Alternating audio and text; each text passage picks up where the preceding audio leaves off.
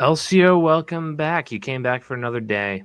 Uh, we had to pay you decent money to come back in and get to this. Not Lane Kiffin money, but pretty close.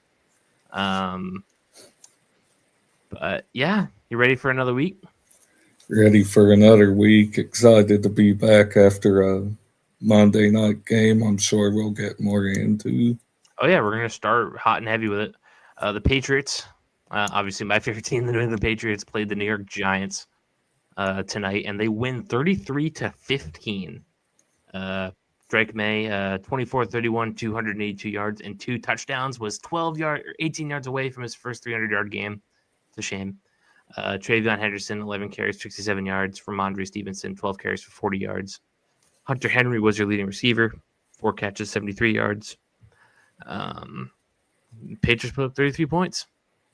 Gotta love it. And a kick return touchdown for Marcus Jones, by the way. That was fun. For the Giants, Jackson Dart, 17-24, 139, 1 touchdown.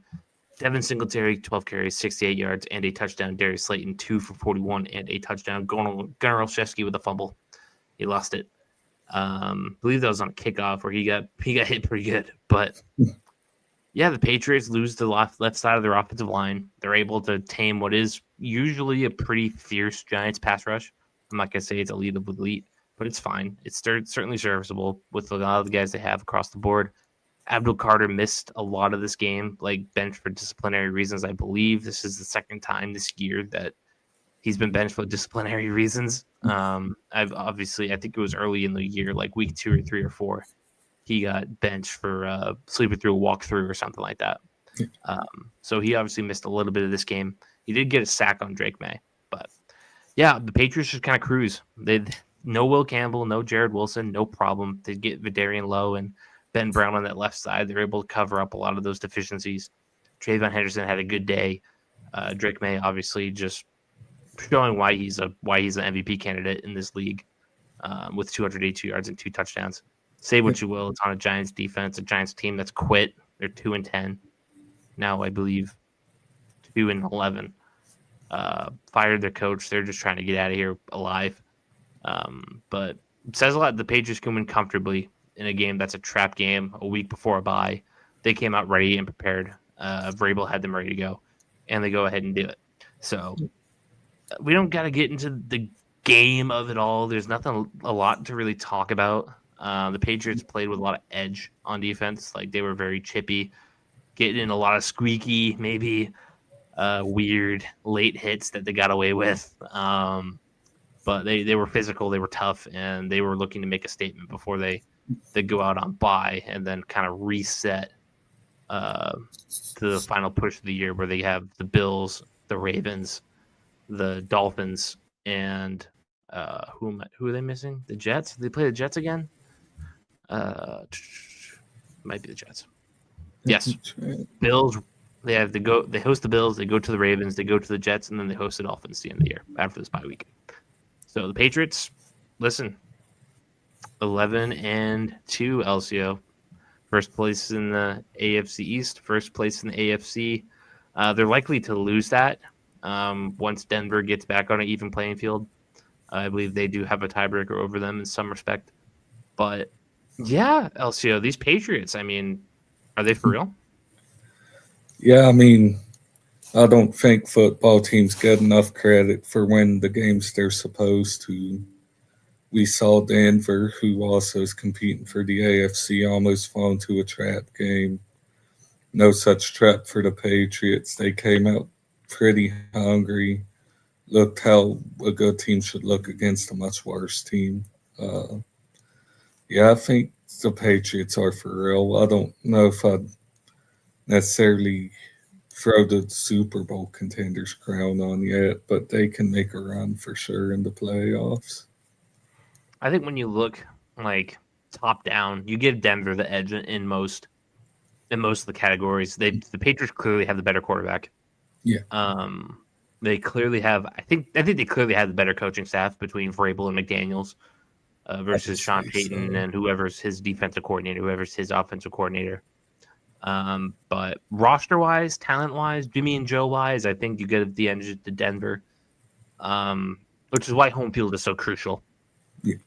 for both of these teams. I don't think either of these teams want to go into Gillette or Mile High on the road and try to get a win. But yeah, I mean, how could you not take this Patriots team seriously? Like the schedule, we get it.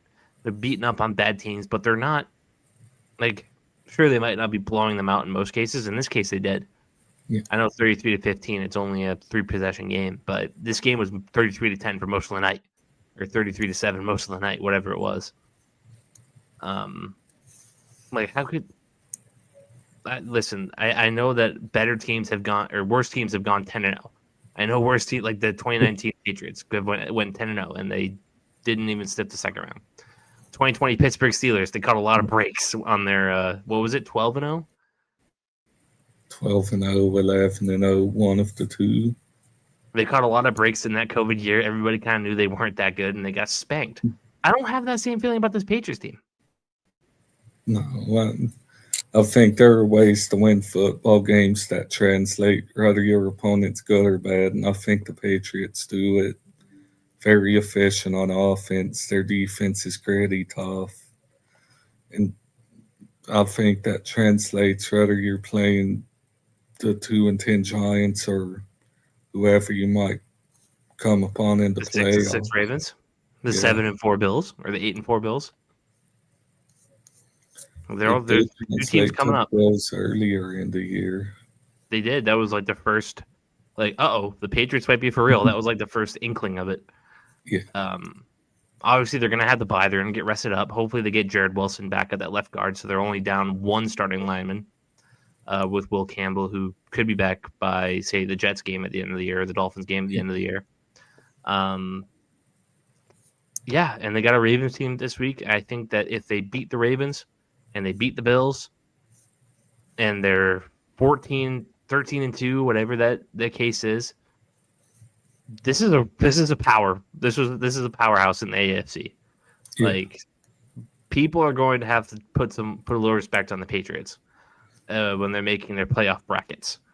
But yeah, we'll have to see. But I think you and I are in agreement that the Patriots are here to stay. They're for real. Yeah. Watch out. Circle their games on your TV watch list and start paying attention if you haven't already. Yeah, for sure. So that's your Monday night recap.